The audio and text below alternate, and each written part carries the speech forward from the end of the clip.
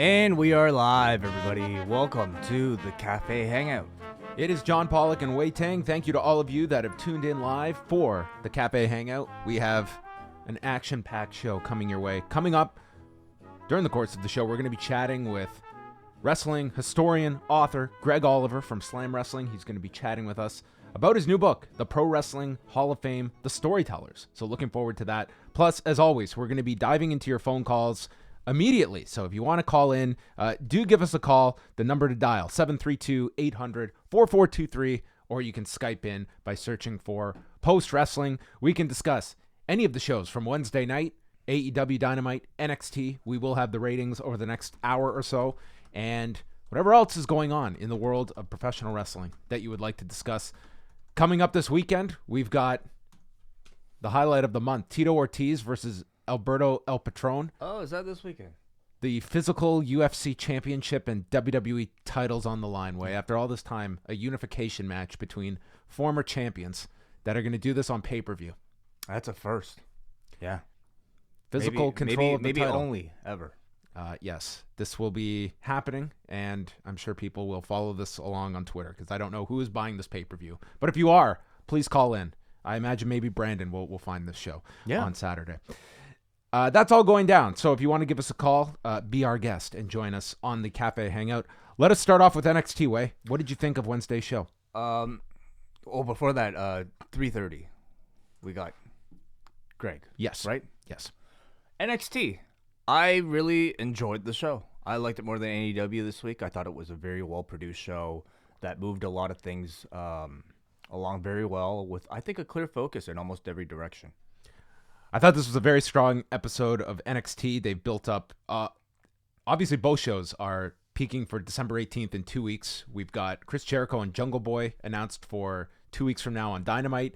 But the NXT show is going to feature Adam Cole defending the NXT title against the winner of next week's three-way, which will have Keith Lee, Tommaso Ciampa, and Finn Balor, and then Rhea Ripley challenging Shayna Baszler as well on that December 18th show. So those should be two big shows from the company, both companies, but NXT really building that as almost a mini pay-per-view with two title matches. Stacked card. Yeah, I'm looking forward to this one. I think they did a good job of setting up the Rhea Ripley. Like, overall, I felt like they did a really good job of following up on everybody's momentum coming out of Survivor Series weekend. In particular, focus still being very much on Keith Lee and Rhea Ripley and their ongoing feuds. What do you see being the title match for December 18th? For Adam Cole and the challenger coming off of next week's three-way. Right. I thought so. Okay. Who wins the three-way next week? Who makes the most attractive matchup for Adam Cole in 2 weeks? I'm going to say Keith Lee. I think he's just got the most momentum right now. I think that is probably the best option to go with right now. I think they're purposely keeping Tommaso Ciampa on the back burner, and that can be your big title match for Adam Cole. But Keith Lee seems to be the hot hand to play right now. I think he has a ton of buzz coming off of the last month, off the Survivor Series, and going into that match, I think you can do a lot of things and probably segue Keith Lee off into a program where Adam Cole ultimately retains the title December 18th. But plenty of subjects, I think, coming out of Wednesday's show. I thought it was a clear, better show from NXT on Wednesday night. I thought so too. All right. Let's go to we have some phone calls? Yes, we do. Caller, you're in the cafe. What's going on? Hey, John Away. This is Tyler from Orlando. Hi, Tyler. Hey, Tyler. Hey, I saw you guys in New Orleans. That was when I first met you guys. Yes. What's going on? To see you guys, and hoping that it was at that cool little brewery and bar you guys found. I really liked that place. They had to look at my ID for about 5 minutes before serving me a beer because I had just turned 21 that year. So I remember that was a very fun year. Hope to see you guys in Tampa again. This coming down my way. Cool. I had an NWA question. Okay. So obviously the episode two nights ago. Saw Ricky Morton and Robert Gibson win it. How do you feel about two 60-year-old men beating two wrestlers in their prime for the titles? I didn't really think too much about it. I think they were just going for the big reaction that they were going to get by doing the title switch. I think you could have made the argument that it would have been a better story if they had just done this on the pay-per-view. But I would imagine the Rock and Roll Express are losing the titles back at the pay-per-view. I don't look at it as some kind of, oh my God, What a decision to do this. I think just they wanted a reason to promote the rematch on a pay-per-view, and possibly going off of TV with something strong and substantial like a title change. I don't mind it at all. I think if this were to take place in something like AEW, where I would say there's a lot more, I don't know, importance placed on their young tag team division, I would have a bigger issue. Like, I didn't like when Ricky Morton did the Canadian Destroyer to LAX. I thought that was pretty out of place. But in NWA, they just fit so well. They've got so much going for them with the nostalgia and just the great storytelling that you can do. So I love it for NWA. I wouldn't agree with another promotion. Okay, yeah, I was just curious your guys' opinion. I really like the wild cards, but yeah, they probably are winning the titles back at the pay-per-view. I haven't decided if I'm gonna buy the pay-per-view yet or not, but yeah, that's all I got for you guys. Thank you guys. Take care. Hey, thanks a lot, Tyler. We appreciate the call.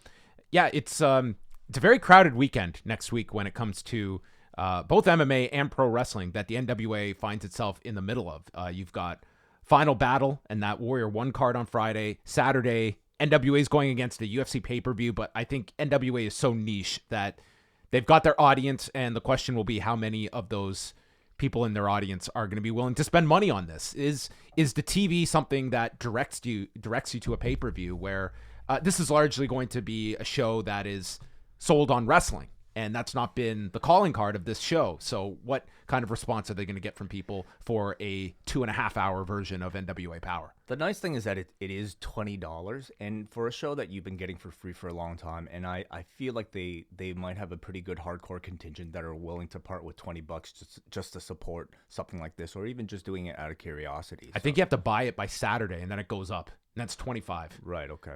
Yeah. But that's what you're looking at, and yeah, it's going to be interesting to see if they can kind of make a dent, and if this style of television does lead people to spending money on it in enough numbers that makes it worthwhile for them.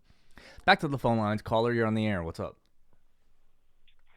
Hey, guys, this is Quinn. I'm calling from Mattoon, Illinois, which is about of Champaign, and that's where I went and saw AEW Dynamite last night, so I just want to chat about that real quick. Oh, for sure. Love to hear the live report.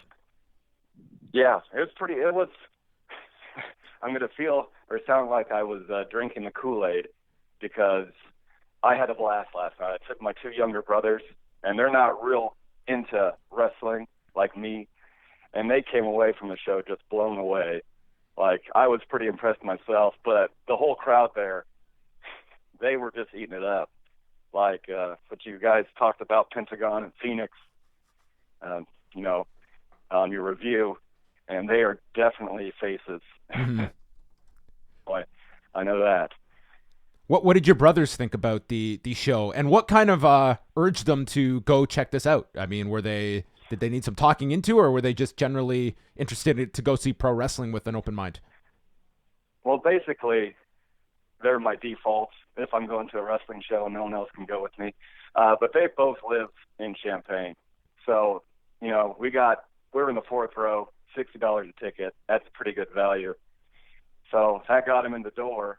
And the product, they knew, I had to talk them through most of the matches, which I love doing, talking about the Young Bucks. And they knew, Dustin Rhodes. They knew Cody. So that was neat. But just me basically getting them into the price, the convenience of being right there in their hometown. I think it's one of the advantages AEW has. We saw it a couple of weeks ago with the show in Charleston, West Virginia, that they can take TV to medium or even small markets that WWE is not going to take Raw or SmackDown to. As I'd imagine, like, when was the last time WWE has done TV in Champaign, Illinois? So I imagine you go to a place like that, it's going to be a big deal that AEW is bringing their flagship show to that size of a market. Sure. Everybody wanted to be on TV. I'm sure that helped a little bit, but I've seen a whole bunch of WWE live shows there, but never anything with TV. Right. So that was cool. But this setup there probably it looked smaller than most of the other setups I've seen. Mm-hmm. But it was a good time. I'm glad those guys went. I'll remember it. I know that. What was some of the live reaction, I would say, to maybe some of the more like the Brandy Awesome Kong segment? How did that get over in front of a live crowd? Yeah, that you got the whole what is that chant, after that, or what's going on. A lot of people did not care for that, and it was too bad because that match beforehand, everybody loved. Really, I sat back and watched it on TV this morning, and the reactions, it was way louder in person. It felt like I don't know. I was a little disappointed because people were going nuts the whole time. It was a great crowd, and I felt bad because I don't think it came across on TV very well. Right. Well, and we heard of some audio issues taking place on the TNT feed as well. So, but yeah, cool. Thank you very much for the live thoughts. Appreciate it.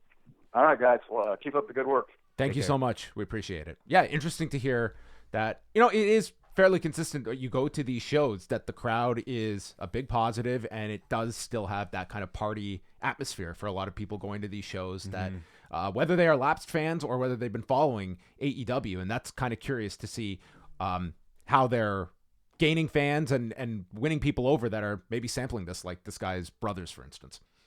Back to the phone lines. Caller, you're in the cafe. What's up? Hello. Oh, good. I didn't hear the beat this time. Hey, guys. Tim from Ohio again. Hello, Tim. I hope you feel special because I am literally getting ready to run out the door. I'm going to a musical tonight, but I'm hoping to beat the CSU box office for AEW tickets before they close at 6. Okay, what musical are you going to see? Mean Girls. Oh, the one that Tina Fey's involved in, right? Yes. Okay, I've heard about this. That's I'm not enough of a fan that I would ever want to go see a musical of Mean Girls, but I hope you have a great time. Honestly, my ex-wife was obsessed with Hamilton. In fact, I found out shortly before we were leaving to New York City to see Hamilton that they were coming to Cleveland. Well, it was the hottest show in the universe, so the only way to get tickets guaranteed was to buy the season ticket package for 7 shows. They got you. But it's been interesting. But speaking of giving things a chances, that's a great segue, John, naturally. I personally am going through a thing. Tomorrow night there's a show, an indie show in Cleveland, where a year and a half ago, the promoter just shit the bed. They were late. There were technical issues. The owner was just arrogant as all get out. And they're finally running another show supposedly tomorrow. And they're flying in a bunch of talent from Puerto Rico. So, I mean, it's something different. And it looks interesting. But I have the past history of the promoter. And I'm wondering, because you guys go to everything. You guys have gone to so many shows. I can only imagine how high the bar is for you guys to actually get you out of your house and go to a local indie show. I'm just kind of curious, like, how forgiving are you guys of faux pas or mistakes by promoters? And what are the things that you look for to give another promoter a chance? And not just for your own enjoyment, but in your business too, covering wrestling. Thank you for the call. Appreciate it. We'll answer your question off air. Sean? I mean, for independent shows, for me, it's largely if I really want to see something that usually it's very difficult to get out to a show because there's our friend Kingdom James is doing a show Friday night at the Transact Club. It's head to head with SmackDown. There's no way I'm getting out to do that. So, watching as much wrestling as we have to right now, it's really got to be something above and beyond that. I'm going to use a rare night off to go watch more wrestling.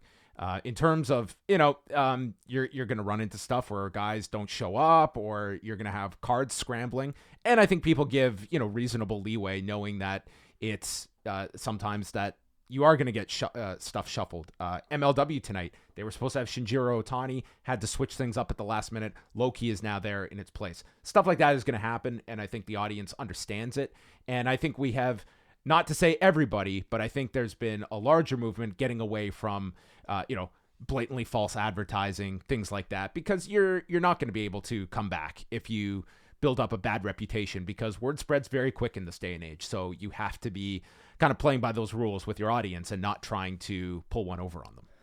I'm often very, very understanding and very forgiving, I would say, of an indie promoter if, they're very honest and upfront about what the issues are. I recognize they're probably not dealing with the same level of budget as, many of the other. Thankfully, like in Toronto, I feel like these issues aren't. I don't hear about them that often. So maybe we just have a really good scene out here. But I can be very forgiving, but I think it takes great communication with your fan base. Back to the phone lines. Bruce Lord, you're on. What's going on? Hello, Bruce. Can you hear us? Might be having an issue. Please call us back, Bruce. All right.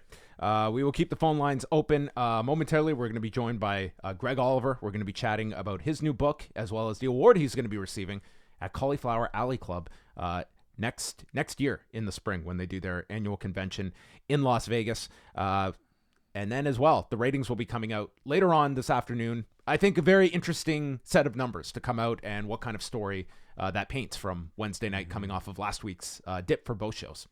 Let's try Bruce Lord one more time. Bruce, can you hear us? Yeah, I can hear you. Can you got me this time? Oh, we got you. We got you loud and clear. What's going on? Okay. I was mostly hoping to talk about AEW, but just to bounce off of what you were talking about with the previous caller, our big local indie here in Vancouver was promising a big Bandito match last year at their big year-end show that never came true, and now they are promising that again.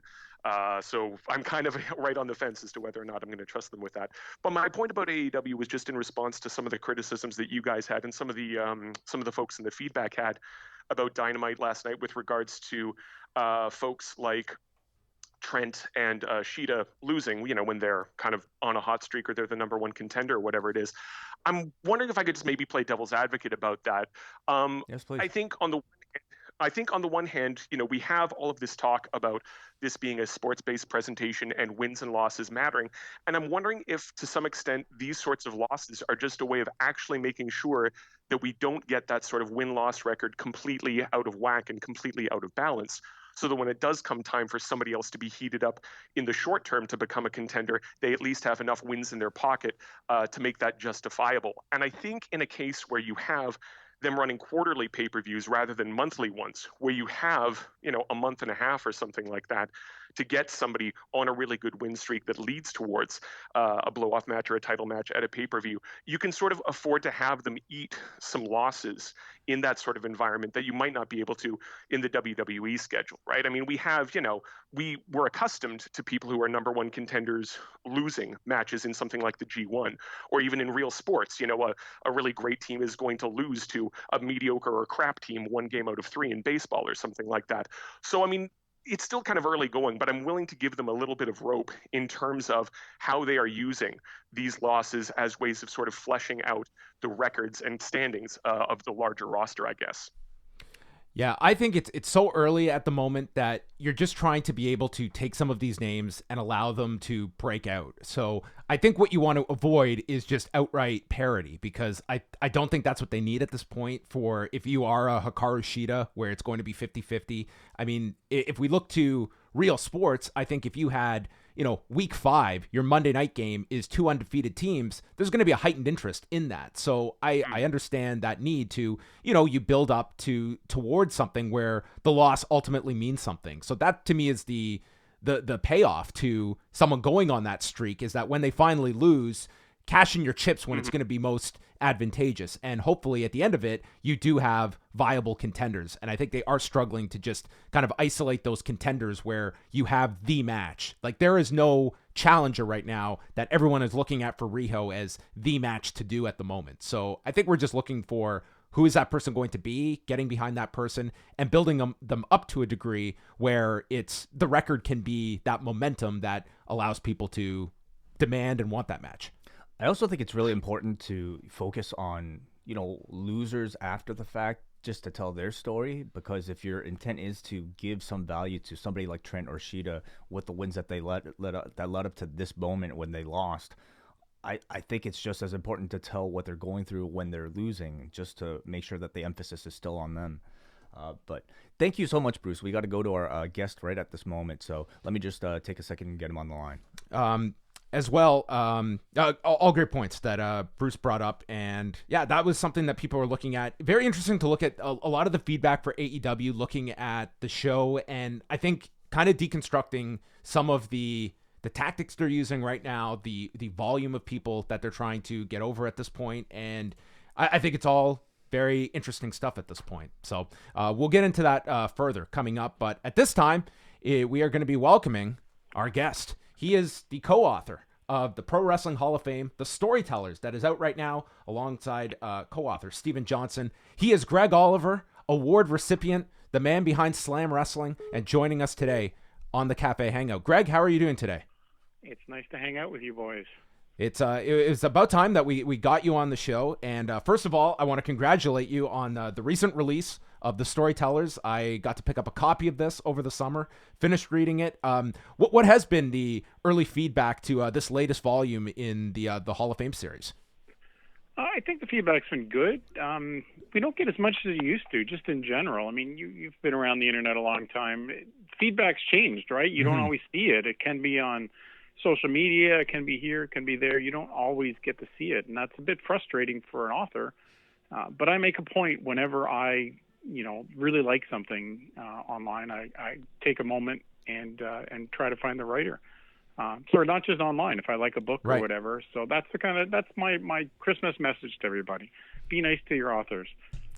When you guys sat down and were kind of when the idea of the Storytellers came about, I know you guys talked about it a little bit in the book. That, I mean, you have like so many interviews out there, Greg. When was like the impetus to go ahead with this idea of the Storytellers? Was it kind of a culmination of so much material that didn't make it into other books? And what was the genesis behind this one? Yeah, it's exactly that. I mean, Steve Johnson and I have both been doing this a long time. And we just kept interviewing people, and we thought, there'd be a great book here because of guys like an example would be Lanny Apostle. Mm-hmm. It's not a book in and of himself, but man, the guy tells good stories. And so you knew you had lots of gems from all these other guys that weren't necessarily the big stars. And that was sort of the genesis of how it began. But the book grew from there into something completely different. And half the time it's based on who's accessible and whether you're going to get somebody. I mean, we wanted to do Wendy Richter in the one section about how, it all changed with the TV wrestling.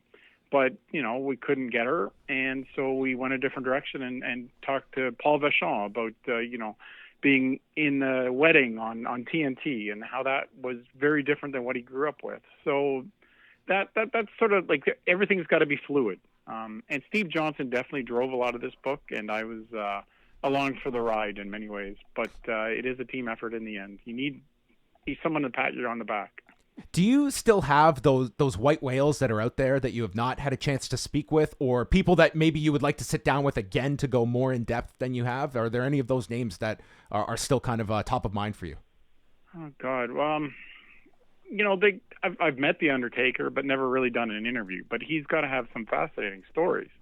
But beyond that, I mean, just about every old timer or most recent guys, I've gotten a chance to at least talk to. It might have been in a scrum setting. It might have been, a short little press conference thing or a phoner. But it's, the wrestling business changed too. I mean, I used to love really talking to those old guys, but those old guys aren't around from the 50s anymore. They're all gone. It was one of the points that you actually made to me years and years ago about making the effort to speak to all of these people, because, when a legendary figure dies, a lot of the time that history goes with them. And I mean, you've, Greg, been one of the people at the forefront of preserving that history. And I think these books are so essential to telling, like, I cannot tell you how much I learned, especially in the first half of this book, about the turn of the century figures, names that not everyone would be familiar with, that, I mean, it would not exist if it wasn't for this book. Thanks, John. I mean, part of it is there needs to be that documentation, and that all sort of ties into the Cauliflower Alley Club, and it's attempts to keep everybody informed, and then the Pro Wrestling Hall of Fame itself in Wichita Falls, Texas, and then there's the Trago Says Hall of Fame in Waterloo, Iowa. They're all part of the team that's trying to keep this legacy alive. And as journalists, we need to do our part and capture these stories before they're gone. Some of the figures we can bring up here, can you talk a little bit about Charles E. Parson Davies? And you credit him in this book as kind of being the first one to kind of coin athletic entertainment, but much, much earlier than Vince McMahon in 1989. Well, that's the surprise. Steve Johnson did that one, so he's sort of the expert on him. But the idea is that we didn't know some of these things going in. Like, we were fascinated by this guy. He looks really interesting. We should look into it. Yeah. And then you come out of it going, well, I didn't realize wrestling was quite the work that it was back then. The perfect example is everybody always talks about how tough Karl Gotch is. Well, Karl Gotch was working just as everybody else was. And if you don't believe that, then you're not getting the way the wrestling business works, and has worked forever. And we go back to Terrible Turk headlining one of the original Madison Square Gardens back in the 1890s. So all these guys build on each other, and that leads us up to Kenny Omega's on the cover, and Kenny shares his thoughts on how storytelling works today, which is equally fascinating to me as some of these guys from the past that we're trying to revive and keep alive. I'm always fascinated by a lot of the power brokers, especially from that era. As you're going through this, and it doesn't just have to be promoters, but are there certain figures you come across in this book and instantly you believe, wow, we could do an entire book on this one person or this little snapshot of history? Well, Jack Pfeffer is the one that jumps to mind.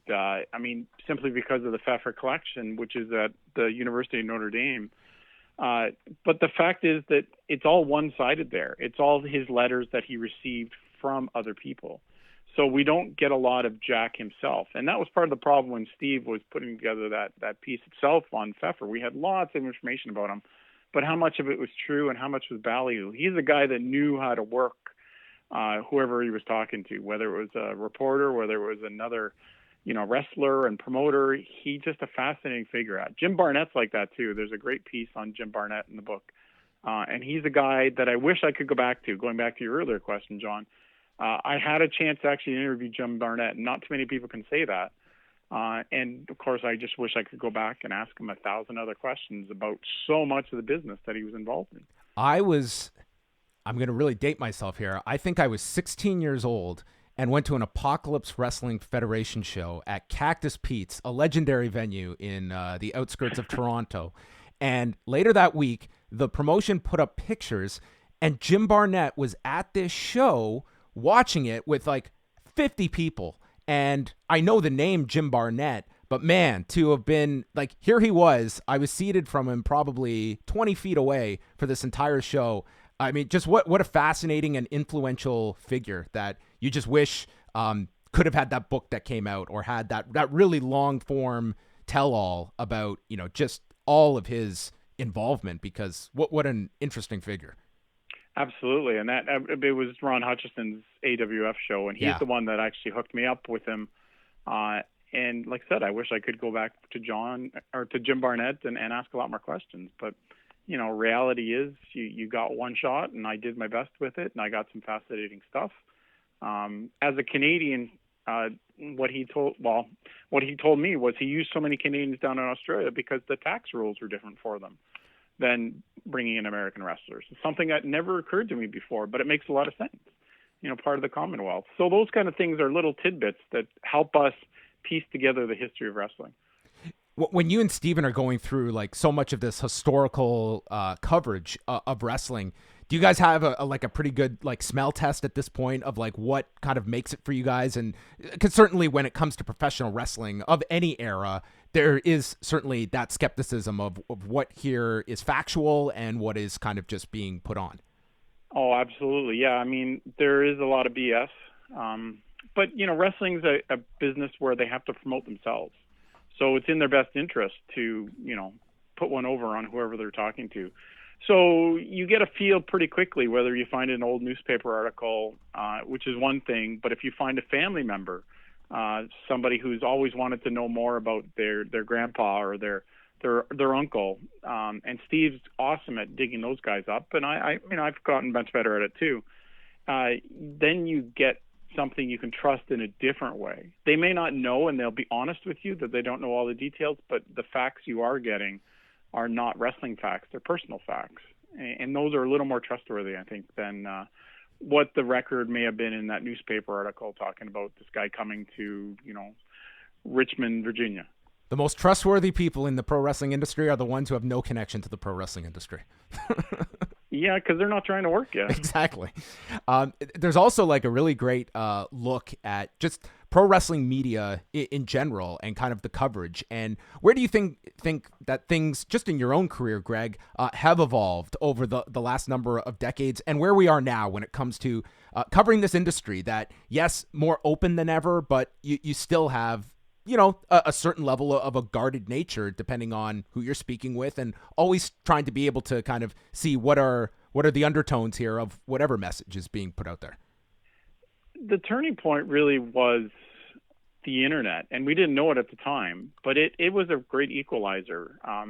But then you had the time where WWE decided, oh, well, internet, we're not going to deal with any other internet sites. And they soon realized that was ludicrous. And so that leads us up to today, where it's a fairly open business. You get the press conferences that they hold, that they invite regular media to, and the wrestling media. It certainly was not always the case. They were often really protective and didn't want wrestling media there because they were asking too many pointed questions. So I think that's the openness has really helped the journalism part. What doesn't exist anymore is the documentation. Mm-hmm. So in another, 30 years, where are you going to dig up stuff on these guys that hasn't been written? There's 18,000 pro wrestlers, it seems. And how many of them are actually going to be worth writing about in 20 years? Probably not a lot. What do we have from Kenny Omega? We have his tweets. Does he have much else beyond that? Has he ever, written letters back and forth to promoters that we'll be able to access and reference? No, I don't think so. That's not the way the world works today. And I think it's a poorer place because of it. Yeah, I think that really what we're seeing now is the documentation is pretty much in podcast form. It is, and that's blowing your own horn, sure, John, but I think you're right. But it's also, you worry about who's archiving that. Like, is that podcast going to be up on that server in another 20 years? Well, that's a great point, because, we see, history is lost at the turnover of a website, and that's going to be a reality for this digital age, is that so much history can be lost instantaneously. Like, to me, and to toot your horn now, Greg, I mean, Slam Wrestling, that is a historical document of professional wrestling, and one of the very first sites that I ever came upon when I first got the internet. Yeah, it's interesting. We started in late '96, and it's crazy to think about. But the fact is that even we've lost stuff, right? Like, we're trying to transition to new servers and we've been through so many different ownership. We're now part of Post Media, so there's all these different influences over the years, what they want to be, what they want us to be. And it's been frustrating from a producer's perspective, which is what I am as well as a journalist, is that you're never sure what's going to be around that next day because, it's a little bit up in the air. It's not my control. But part of the reason Slam Wrestling has succeeded and been around for so long is because of the so-called deeper pockets you have with a corporation hosting you, as opposed to somebody who's trying to go off and do it yourself. Did you have the sense when you and John Powell got into Slam Wrestling at the time you did, did you sense that this was going to be a great tool for professional wrestling on the internet, that it could really thrive in this medium? Or was it, just tell me a little bit about kind of the origin of it, because you were in it very early.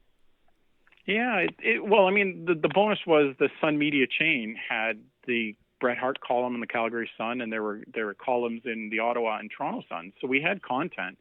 And because I'd worked at the Toronto Sun for 10 years, I also knew the fact was the greatest selling Sunday Sun of all time was the one after WrestleMania 6 in Toronto.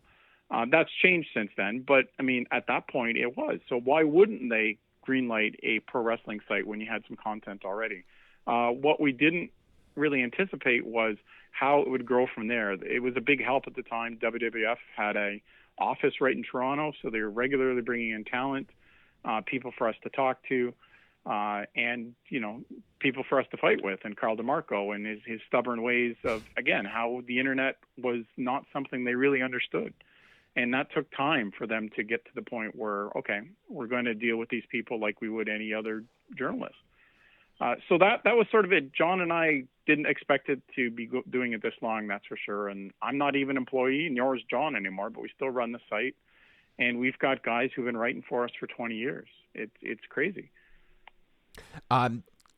As such a big topic among our listeners and readers is AEW, now that we're 10 weeks in at this point. Have you gotten a chance to follow the product and any kind of like historical comparisons to what AEW is doing here? I mean, financed by the Khan family and, getting a very strong television property in TNT behind them at this point. Any kind of early grade and impressions of where AEW stands? Well, I'm trying to figure out where it all fits in history, because when you look at the great moments in wrestling history, it was, you've got Gorgeous George, and in the U.S. and in Canada, it was Ripper Billy Watson with TV expansion. Then you had the WWF expanding with cable TV. And then you had the next generation of cable TV, which was the Monday Night Wars. And now I'm not sure where this fits in. It's a desperate cry for content. I don't mean that AEW is a desperate cry, but that every station wants something that has to be destination programming that people are tuning in for. Yes. So I think that's really what AEW's advantage was, getting a good deal with Turner and being on that show. Whether they can keep it going or not, I'm not sure. I have watched some of them. I've enjoyed them. It's so nice to see some fresh faces. And from a Canadian perspective, there's so many people we all know and have watched for years as well. Getting a chance, which is great. But, in the end, it comes down to ratings. And we can't compare yesterday to today because, the Monday night ratings will never exist again. No TV show will ever get a rating like MASH did, a 50% audience. That will never, ever exist again. So we just sort of got to roll with it and enjoy it while it's here and see what happens the next day. But I think it's healthy for everybody to have the competition. Before we get on out of here, I did want to make mention of the fact that next spring at the Cauliflower Alley Club convention, their annual convention in Las Vegas, you are going to be the recipient of the James C. Melby Historian Award. James Melby, a very pivotal figure, and I just want you to share some of your own memories of James Melby and what this award means to you. Obviously, a very prestigious one for you to be receiving. Thanks. Yeah, no, it's the second Melby I've gotten. Steve Johnson and I shared one in Iowa in 2008, and this one I look at as a recognition of slam wrestling because we've done so much through the years to keep history alive. Whether I sign somebody to go, sit bedside with Killer Kowalski as he's, leaving this earth, or whether it's, talking to some, guy who really only had a 5-year career. But it's an awesome honor. Jim Melby was a great guy. He knew so much about pro wrestling, and he had so many connections and so many photos. I dealt with him many times. He wrote for Slam Wrestling on occasion. In fact, he was covering the Waterloo, Iowa inductions when they introduced the Melby Award and didn't tell him about it. So here he is writing for me about getting an award. Quite a magic moment. I got an email like a day or two just before he passed. He'd sent me a CD. He was a huge music guy too. Just loved music, and so he sent me a CD he'd burned of a bunch of different wrestlers singing, including Sweet Daddy Siki and Frank Townsend and Jerry Lawler and Jim Valiant, like all these things that are really hard to find. He was a gem, and it's great fun. The CAC is something everybody needs to go to at one point in their life. It's the fraternal organization of pro wrestling, and if you love pro wrestling, it's part of your duty to keep it alive. No one more deserving, Greg, for this award than yourself. I definitely encourage people to check out the Pro Wrestling Hall of Fame, the Storytellers. Is this the end of the series, Greg? Have you made a decision yet, or will it be something that you're open to the idea if the right topic comes your way for you and Steven? Yeah, I guess you never say never in pro wrestling, but I don't know what else there is left to mine. I mean, if we'd started this, 20 years ago and talked to Homer Adele and some of these other managers, maybe you could have done it with that, but it's just not feasible right now to do a lot of these guys. I really don't know. Right now I'm working on John Arezzi's memoir. He was a pioneering radio guy in wrestling, but he also moved into country music, so I'm learning a lot there. And like I said, you never say never in this business, so I may end up doing another Pro Wrestling Hall of Fame book. Well, we will. I encourage everyone to go check out past ones on the tag teams, heroes and icons, the heels, the Canadians. You can do no wrong checking out the great work of Steven Johnson and Greg Oliver. And Greg, thanks so much for taking some time. We'll definitely have to do this again soon, and maybe even get you here in studio. I know it takes a lot to get you out of your house, but the invite is always here. Thanks, John. I appreciate that. All right. Have a good one. Thank you, Greg. Bye. Greg Oliver, everybody, of Slam Wrestling. And I definitely recommend the book. I finished that. Greg was out at O'Grady's with us back in August. Yes, he was. I picked up the book. So I think he told me that's the first time he had come to watch Raw and watched Raw in years. So I don't think consuming 3-hour Raws every Monday night. But do you remember the Hall of Fame ceremony where we were seated with Greg in Chicago? Yeah, that was the year that Brett went in, Vergagna went in. Yep. Quite the class that they had that year. So anyway, we got to see Greg's stories as we were taking in the speeches and watching Refrigerator Perry up there on stage. What better director's commentary?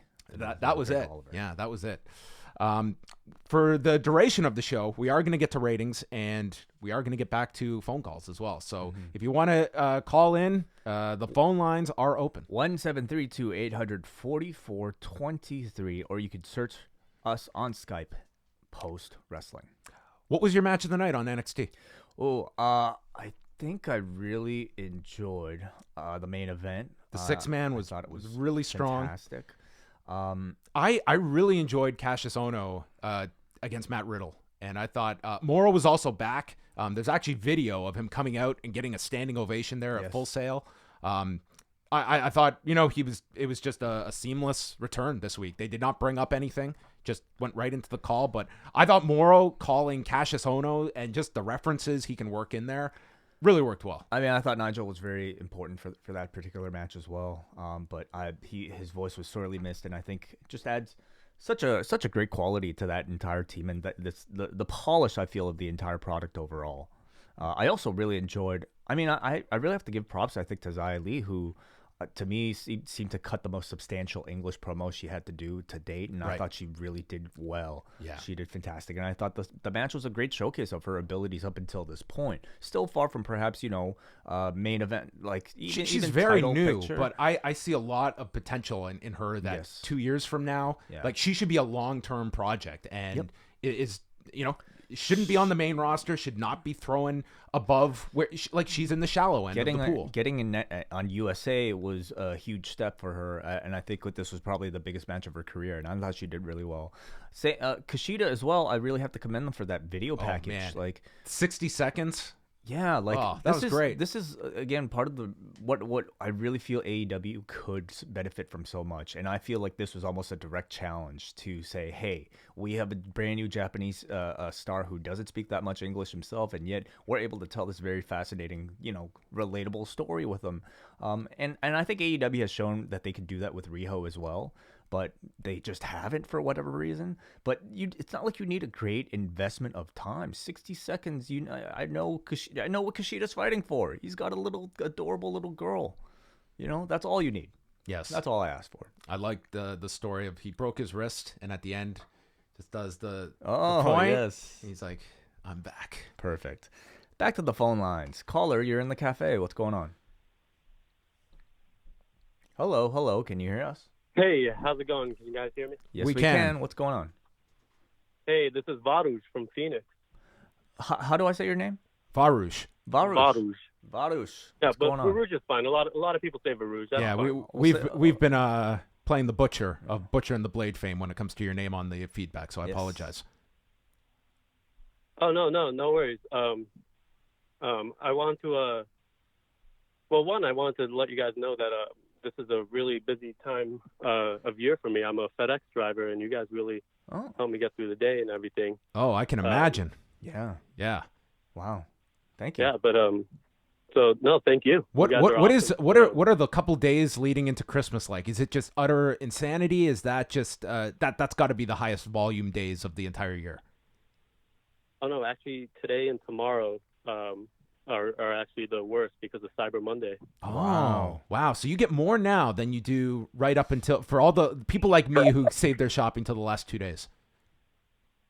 I guess at that point, it's like, who's ordering online with days to spare? But anyway, very interesting. You also have like the holiday, I guess, backing things up. I don't know if that pertains to you, but what's on your mind, Varush?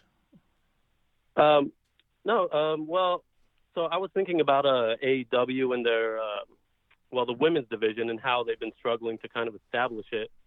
And on the conference call or whatever Cody did before Full Gear, it was brought up that they were going to be possibly bringing on a mid-card title. I know he didn't want to call it that. Right.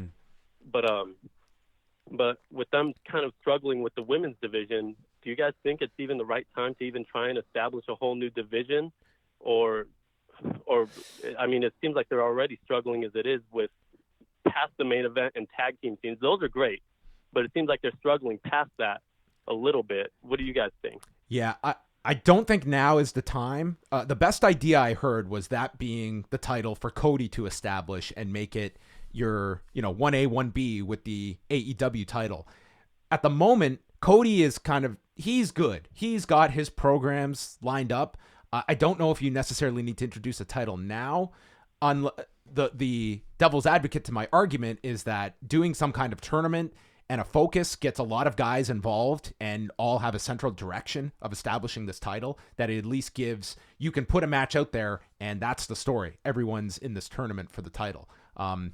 But what do you think about timing-wise? I think now's not the time. I think, maybe 6 months down the line when you firmly establish a world champion, when you get your tag team division. And just did that tag tournament as well. Especially your women's division kind of up in order. I definitely think there's a great deal of promise in a mid-card title because you have a great mid-card of, for the male roster, at least in AEW. A lot of guys like on the level of a Darby Allin and Jimmy Havoc that I think could really benefit. And the Cody idea is what I want to see. I think it makes perfect sense for the guy who can't get the world title to give his legitimacy to the mid-card title to make that seem just as valuable. But the problem I think isn't so much with whether or not they have too many belts, but whether or not they have like the people in the division that are worthy of the attention that a belt provides. And the males mid-card division, I would say, actually does. I can't say the same for the women right now, though. What about to differentiate, instead of the traditional championship belt, they're all fighting for Cody's shoes, his car, his watch, and $50,000. Well, that's a lot to carry. It is. I guess you have the car, you can put everything in. Your carry-on is going to be maxed out, but you're the champion. You possess all of this. Oh, a championship watch. That's interesting. The championship watch. Yeah, okay. Yeah. Time's ticking. Back to the phone lines. Caller, what's on your mind? Good afternoon, guys. Oh, he made it. I was scared. I was like, it's 3:57. We just had a call from a FedEx driver. Is this like, a bit of brand warfare right now? Oh, I love it. I think my truck's bigger than his. So, you know what? Maybe you should get TNT to cut a commercial for you. Oh my goodness. Yeah, that'd be so dope. We could have a drag race. Hey, I'll race. The biggest question, Way or Brandon, have any of you been following #Britt Baker Challenge today? Oh, yes. Oh, yes. There's been some good ones. Brandon, I think this contest is tailor-made for you. To hide your face? Does he post a photo? Oh, my God. Hey, don't tempt me, brother. So, some people got really upset about this this prank by AEW. I thought it was very funny. Apparently what we missed during the break, it was Excalibur saying, "That's Adam Cole's girlfriend," which I would have left it just for everyone, just the visual, the sight gag. I don't think Excalibur needed the line in there, but nonetheless, I thought it was very funny. I thought it was funny as well. Brandon, who's going to be the undisputed UFC WWE champion after Saturday night? What card is this? There's so much stuff going on. This is the Combate card, Alberto and Tito. Oh, dude. I mean, Tito, come on. I hope Alberto's wearing the mask, though. Well, maybe it's a 2 out of 3 falls match. He could be Alberto, and then he could be Dos Caras in the rubber match. Well, if Alberto gets out of the first round, it could be a 3 stages of hell match between each round. This is not going to be a pretty fight. I think it's going to be a very quick fight. This is the epitome of a free television card that this should be. I think this would actually have like a modicum of interest if it was on television, but for $40 on pay-per-view, good luck. This is going to, like Chuck and Tito last year did 25,000 buys. I don't think this thing is going to crack 10.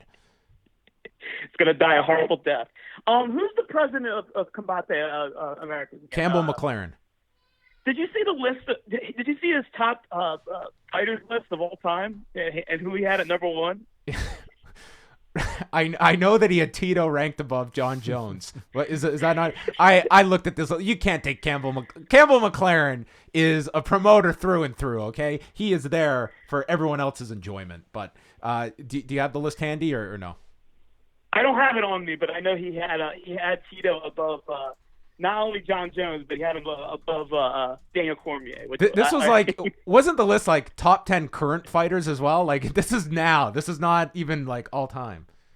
Yeah, it was absolutely. I know that you're trying to get the fight over Tito and Del Rio, but I mean. Here we go. Okay, Campbell McLaren's top 10 pound for pound list. Okay. Number 10. Okay, this is in 2019. Number 10 is Andrei Arlovsky. Number 9, Chael Sonnen. I guess pound for pound Ariel Helwani co-host. Number 8, Anderson Silva. Number 7, Fabricio Verdum. 6 is Yoel Romero. 5, Damian Maia. 4 is Uriah Faber. Number 3, this is shocking. Number 3, above Faber, above Damian goddamn Maia. Number 3 is Alberto Del Rio. who last fought everyone in 2010, 2009. Number 2, Daniel Cormier. And number 1 is Tito Ortiz, of course, the pound for pound champion. This guy is the best, Campbell McLaren. He did the Yama pit fight, right? He was behind Yama pit fighting, a pay-per-view that I bought in 2008. I was there at the show. You went to Yama? Oh, absolutely. And you picked Heroes of Wrestling for your review? Oh, dude, no, I could dig up the VHS of Yama somewhere. I think I still say tape that. The next time I pick again, we shall go down that rabbit hole. Okay, Way has not seen the Yama pit fighting surface, but I just don't know if I want to put our audience through that. Oh, I think it's something I think you get even way more hate than you did for your pick of Heroes of Wrestling. Yeah, but okay. I have a couple questions real quick. I'll get out of here. I was digging the Butcher and the Blade and the Bunny. I can't wait till their full group is assembled. The Lion, the Witch, and the Wardrobe. What do you think about that? Listen, it was way better when I used it. What's your next question? And my next question is, with so many emo factions in AEW, you think Big Tone should commission Morrissey to write some theme music for them? And what do you think? What do you think of them teaming up with Hot Topic? I mean, it feels like it's 1997 all over again with the emo faction. Maybe Papa Roach is going to do a theme for them, unless they're WWE exclusive. Oh my God. That's all I got. Okay. I'm out of here. Thank you, Brandon. Thanks, Brandon. Never change. I was actually surprised. I thought, obviously we talked about maybe yesterday just how much overlap there was between the three factions. And I thought it would be more of a criticism that we would just have ourselves on our show, but it seems like it was pretty widespread. No, the Dark Blade Collective has been universally, I think there has been universal pushback for. Okay, let's go back to the phone lines. Caller, you're on the air. What's up? Hey, how's it going, guys? It's John Cino from New York. John Cino. Hey. Evil. How are you? I understand you dropped your kid off today at Post Road School. Yeah, isn't that funny? We live right across from the school, and it's called Post Road School. I actually went there when I was a youngin' as well, so it's kind of cool that he's going there. Well, we named it after the school, just for you, John, so now you know 2 years later. I hope they're not listening. They might give us a cease and desist. No, I hope not. I've actually got a rare Thursday off because I'm heading down to the MLW show in Melrose Ballroom for the Opera Cup. It's a pretty strong lineup. I don't know if you guys have saw the card at all. No, it looks like a very good card. Unfortunate about Otani, because that would have been, to me, the big person that I would love to see live. So he's out. Loki is in. But what they're doing is it's a one-night tournament along with Tom Lawler versus A. Von Erich. So we'll see. Maybe that's going to be... It could be Ross Marshall, or maybe it'll be Lacey Von Erich. Maybe that's going to be the swerve. Could be. I have a quick question. So how exactly does the MLW deals work for guys like MJF? and Jimmy Havoc, for them appearing on US TV as well as MLW. So they've worked out deals with AEW, and it would seem that when MLW has dates that they will take priority, but they're allowed to go do AEW, and that's not going to conflict too often. But yeah, in this case, if they're needed the day before tapings, for instance, like Jimmy Havoc, he was there at AEW last night. MJF was not. So, and Havoc, I guess he is on tonight's card because he's taking on Mance Warner. So I guess he wasn't needed there last night. All right, cool. Thanks for the insight. Check me out in the front row wearing the Post Wrestling shirt. Perfect. Well, we hope to hear from you, John. Enjoy the show tonight. Should be a fun one. Yes, they are doing the Opera Cup. So that is going down as the year comes to a close for all of these different companies. We've also got a few news notes. Roman Reigns, Dolph Ziggler has been added to SmackDown on Friday night. Okay. Stop the presses. Yeah. I can't wait. They need something. Yeah. AEW Dark, the matches that they did do, we mentioned Jimmy Havoc did a 3-way with Scorpio Sky and Peter Avalon. Marco Stunt and Luchasaurus versus Alex Reynolds and John Silver. And then Kenny Omega versus Kip Sabian was in the main event. Kenny Omega again on Dark. Oh, or not. He was, yeah. Kenny Omega going to be featured on Dark. Yes. Got it. Yep, okay. He will be on Dark again. I mean, again, at this point, you figure that they would announce these matches on the broadcast, because otherwise, I would really have no idea. You wouldn't know just watching the TV. No, it's but social media way. Whatever. Okay, we got a Neil on the phone lines. What's going on, Neil? Hello. No, not much, guys. How are you? Hey, very well. Prime time here in Ireland for you. Indeed. Way, great job on that time lapse clip for the foily T-shirt design. Thank you. It's really cool that you posted on Instagram and on Twitter. John, you're a very good sport. Yes, he is. John, what was the creative concept behind that photograph that Way was working from? Okay, I can explain this. So when we started Post Wrestling, we were doing a lot of press photos with my friend Mike, and this is just so that we could have for things like our Patreon, our thumbnail, our podcasts. Like when you go on iTunes, you see our logo basically. Like I just basically need photos. Like we had a whole collection of photos when we were working at Fight Network, and obviously we couldn't use those anymore. So I needed a bunch of original ones, and this was just a photo shoot where we just had I don't know, we were just standing in front of just a backdrop and just trying to come up with any sort of expression or ideas that we could think of, and we probably had like 1,000 photos just with Mike just hitting the shutter at every single time, and I just directed John to give me a number of expressions. One of them was one of disgust, and I think the coffee thing was like because by that point we had known that we wanted to call the Patreon the Post Wrestling Café, so it was like him holding a cup of coffee. And so when I needed something with him holding a bottle of 40, that's the photo that I took. More specifically, his arm that I photoshopped into holding a bottle of 40. Yeah. Well, perhaps one of the Patreon tiers could get sight of all these unused photographs. It sounds cool. Yeah. But we'll see. I do have a question, which is about a particular wrestler. I'd love to hear both your opinions on, prompted by a tweet from Will Ospreay this past week, saying he wished he'd got his match with Kyle O'Reilly. O'Reilly, I think, he's not underrated. Most hardcore fans see him, as a really good talent. That guy does not get the praise as one of the top guys in the world, in my opinion. Thank you, John. That's what I was looking for, really. He's not underrated as such, but I see him as an elite talent who could hold his own with anyone. And it's not an opinion I hear echoed very often. He's one of the most convincing strikers I see beyond some of the Japanese guys who actually really lay into each other. He sells amazingly. He's technically superb. He grapples really well. He does all of the little things brilliantly, the facial expressions. He'll throw in a comedy spot, some silly pratfall, hitting himself with a chair. He's terrific. And there's no criticism of Bobby Fish, who's also awesome, but I'd love to see what he could do as a singles competitor, although I'm skeptical of how he'd be booked on Raw or SmackDown, but that goes for everyone pretty much these days. So yeah, what do you guys think of Kyle O'Reilly? And I'll hang up and listen. Thanks as always. Neil. Thank you, Neil. I completely agree with Neil.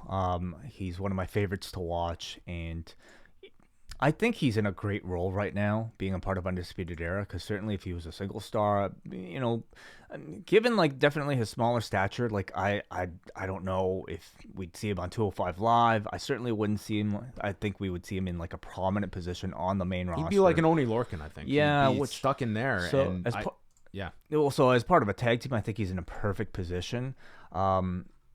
It's interesting to think about what his ceiling might be in something like NXT. I think maybe, the personality still has to come out on a grander scale for him to be a leader on the level of somebody like an Adam Cole.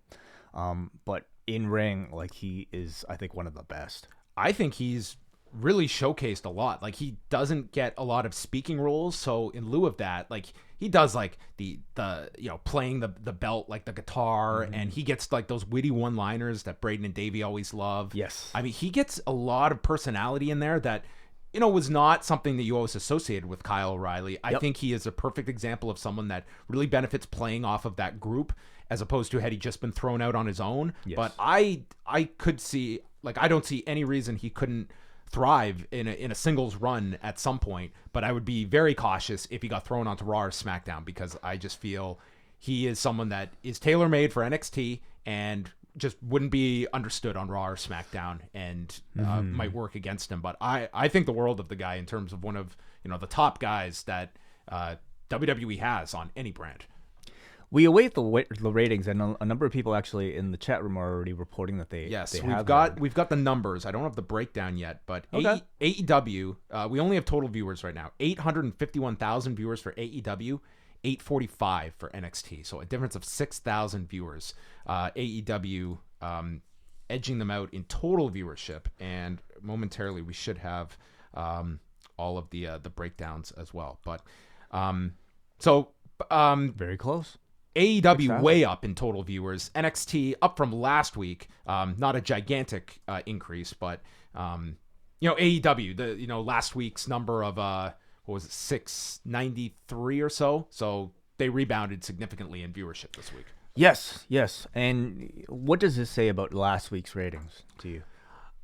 I mean, last week it was definitely hit. I would say that 663 is what they were at last week. So I would say a pretty healthy increase. But again, I think certainly you have to look at last week's number of why it was down to that degree where NXT was not. And I can't just wrap that up as, well, the younger viewers were not watching on Thanksgiving Eve. I don't think that explains enough of it.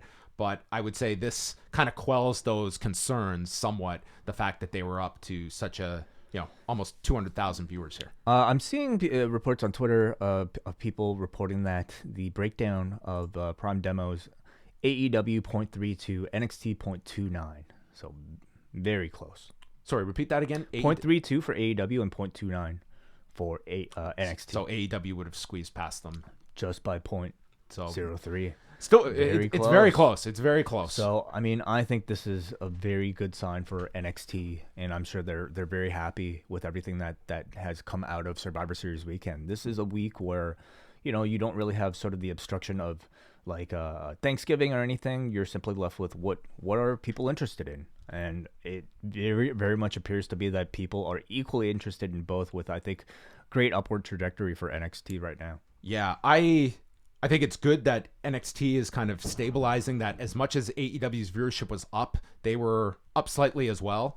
But you would figure both should have been up after Thanksgiving last week. But I would say this is a positive for AEW, that had they done something, I would say, if they didn't hit 800, I think there would be a lot more concern than what they did this week in terms of not having a big enough rebound. Yeah. Back to the phone lines now. Caller, your thoughts? Yo, what's going on, guys? Hey, Hansi. Hey, how are you? I was just sorry for calling in late. I got in kind of late, so I just caught up and all that. But I was just wondering, with two things. One, do you guys see that like you guys were talking on your AEW review last night that like they're doing too much and like they're like developing too much and there's not enough time. Do you guys foresee that maybe TNT will give AEW Dark like a slot like on a Friday night or like a Saturday night where like maybe it could become like their Sunday night heat. And the other question, and I'll get off quickly. Where do you guys see John Morrison going? Like to me, I mean, I know people want to see him on NXT. Maybe I'm just a sucker for nostalgia a bit, but I wouldn't mind seeing him with Miz again because Miz is not really doing anything, and I know it's not really the best solution, like just throw everyone in a tag team and all that. But I mean, I kind of missed Miz and Morrison, so I don't know what you guys felt, and I'll leave you guys with that. Sorry for joining late, but you guys do good work. Don't be sorry at all. Thank you, Hansi, for calling in. Appreciate it. John Morrison, I think, if I feel like any talent out there must want at least to get a bit of a start in, I think, the far better creative environment of an NXT. Perhaps with the ultimate goal, though, of going up to the main roster. And I mean, are they still going to follow that sort of path and formula now that NXT is sort of its own thing and there's, less transition from one brand to another? I'm not sure. I think to freshen John Morrison up, I would personally like to see him in NXT because I can't imagine we're going to see that too much of a drastic version of him if he just all of a sudden pops up on Raw or SmackDown.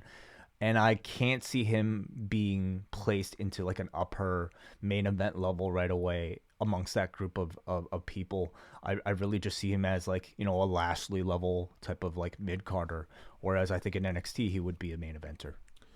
Yeah, I don't know. I'm not crazy about the idea of him in NXT in that I just don't know if like they've got like a really good kind of main event pack at the moment. Does he really add a whole lot to that division at this point? I mean, he's a bit of a puzzling signing at this time in his career. He was someone WWE never fully went with years ago. Is that different now? Do they perceive him any different?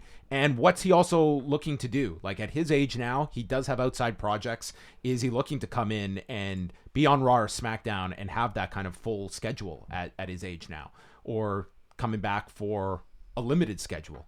So, yeah, I'm kind of curious to see what they do with him, but it's remains to be seen how he acclimates himself. On AEW Dark, I do not see TNT adding that show. If anything, I could imagine that they could put it up on like BR Live or something, take it in-house on their digital platform as opposed to just being on YouTube now. But I think the idea on YouTube is that what you're sacrificing in terms of the value of it by not having it in-house is that more people are going to see it and hopefully create a bit of a following for it. But I mean, AEW Dark does not feel like must-see programming every week for wrestling fans. And I think that that's the case of a lot of the Tuesday night programs at the moment. Doesn't feel must-see because I don't think they talk about it enough. If we're talking about somebody like me who watches almost everything, not really being aware of, I think, what was going on last week on AEW Dark, to me, that's a pretty bad sign. I mean, I can only explain it if their intent is to use Dark as a place where they want to have people do stuff and have wrestling matches without being noticed. I don't know, but they do great video packages on that thing. I have no idea why they don't talk about it more. Back to the phone lines. We've got a Daniel Perry. Thoughts? On everything? Everything. Life. Matt's stage and retiring. The thing I was actually going to call, obviously, I'm going to come from... You have a very muffled phone line there, Daniel. Not sure... Are you covering the speaker? Okay no, it's still... if you don't mind, just like maybe getting your quick question in there. Sure.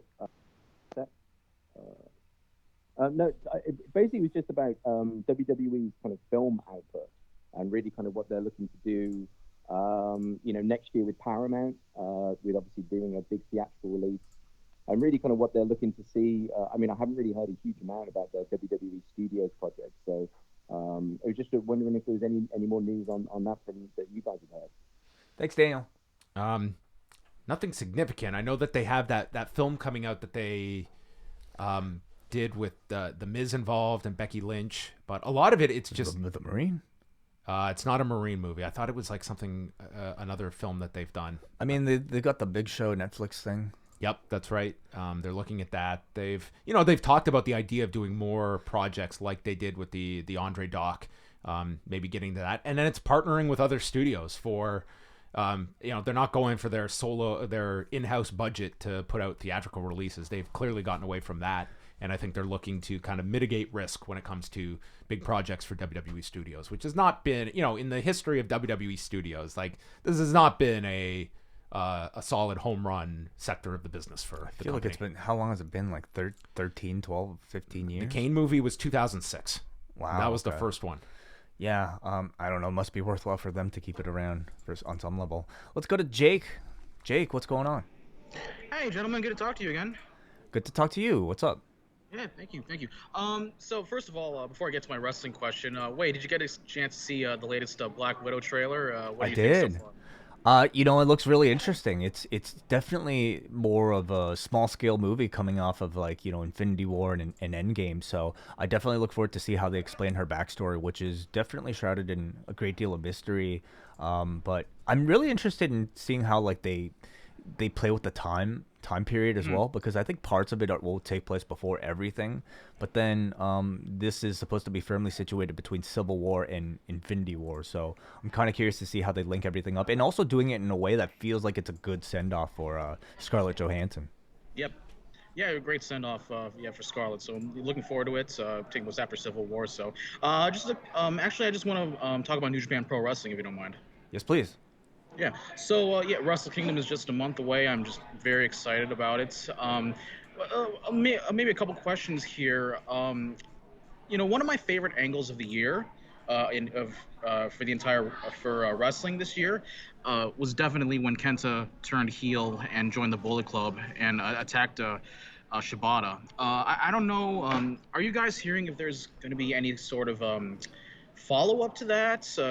Do you know what Shibata's condition is like? Do you think, are we ever going to see that? Maybe at Wrestle Kingdom, or maybe down the road, do you guys think? I don't see it happening, at least not at Wrestle Kingdom. I think it's been pretty clear from the booking of the World Tag League that it looks to be Kenta and Goto, and I would imagine Shibata's in his corner, and I think that would be the extent of it.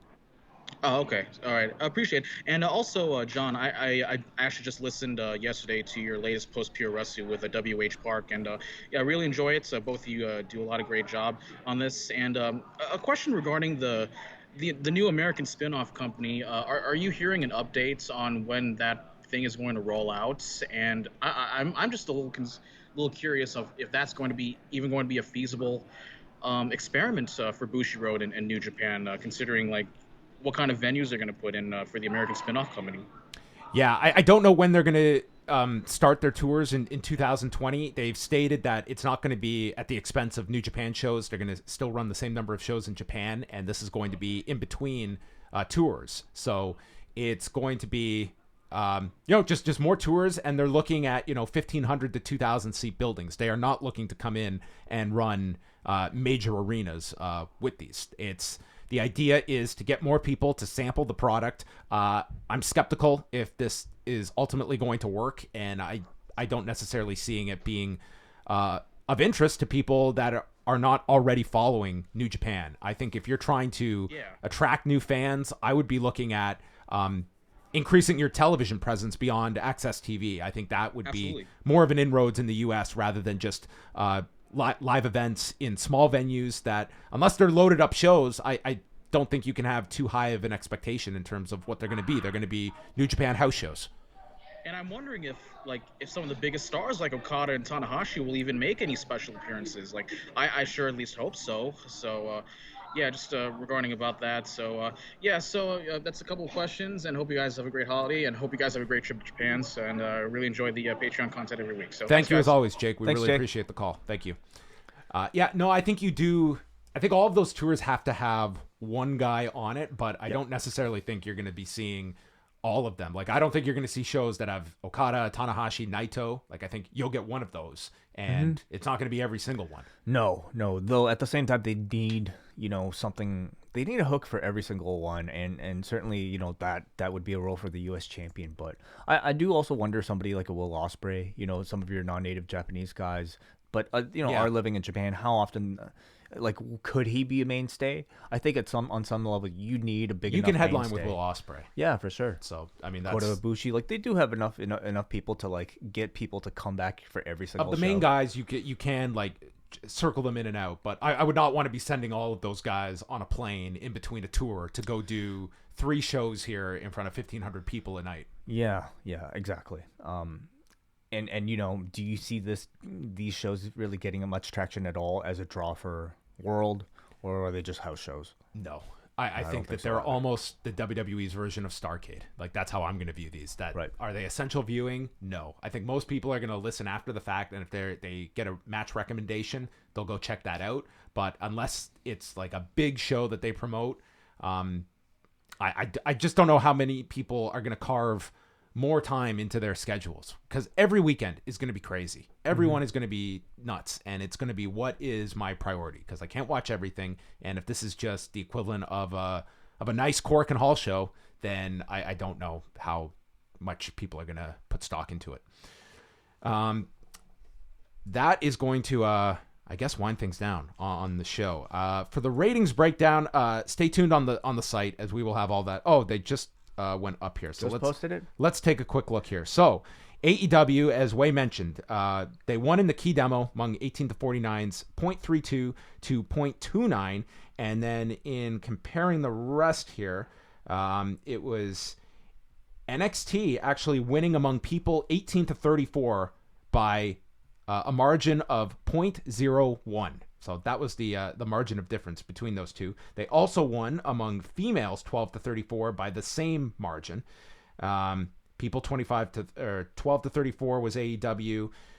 People 25 to 54 was AEW, and of course 50 plus was NXT. So NXT won 3 of the demos. So that is 2 more than usual for NXT. Wow. So very impressive. You can take some small victories here if you're NXT, but AEW, still winning the night, but in overall viewership, extremely close, and among people 18 to 49, close as well, 0.32 to 0.29. So it's still relatively close, and that over 50 audience is a big factor for NXT as well.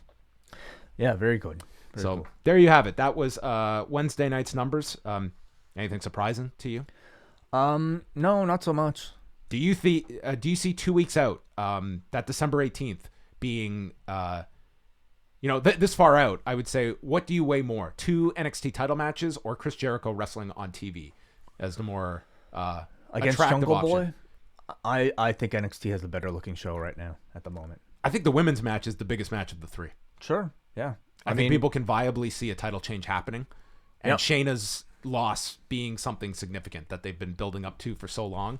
And I don't think it's the worst timing to put the title on Rhea Ripley. And that will also be their last live shows for the year. NXT is not doing original shows for 2 weeks over the holidays. I don't know if they'll be putting stuff on USA in that time, but AEW's just taken the one Christmas day off, and then they're back New Year's Day with the Jacksonville show at Daly's Place. So a bit of a break over the holidays. Yeah, I will not be complaining about that. Yeah, I'll be happy to see that. Are you ready? A month from now, Wade, we'll be in Japan. I'm ready. Yeah, less than a month. We will be ready for our second Tokyo Dome show. Ooh, in wow. as many nights. It's only a month away, so I'm looking forward to it, definitely. Get ready. Is your passport up to date? Yes, it is. I better check. Yeah, that'd be a problem. All right. I want to thank Greg Oliver for joining us and all of the calls. Thank you so much, guys. Always great questions. We appreciate all of the calls this week. Wei and I are going to be back Friday night with Rewind to SmackDown. If you're a member of the Post Wrestling Cafe, it's the beginning of the month, so it is the best time to sign up so that you can enjoy all of the content this month and catch up on the entire archive that you can go back to. We just put up a new Rewind Away this past Tuesday. Royal Rumble 2000. Wei, no! It was a really fun show to go back and talk about. Yes. So, fun show from the year 2000. That is up there. We'll have Rewind to SmackDown up on Friday night, and then a bonus show Sunday night. Wei and I will review the final night of New Japan's World Tag League. So if you want a whole recap of that final show, we will have that up Sunday night for patrons. Go download. Up next as well, I want to make mention as well, next week, the British Wrestling Experience, they're going to be dropping a show with a mystery guest. Ooh. Could it be the question mark? Could it be Dean Douglas putting a question mark on a chalkboard Who could this mystery guest be? Could be any number of things, but I think it'll be a pretty good one. They're keeping Wayne and I in the dark, so we can't share. So check all of that great stuff out, postwrestling.com and postwrestlingcafe.com. That is it. We are done hanging out.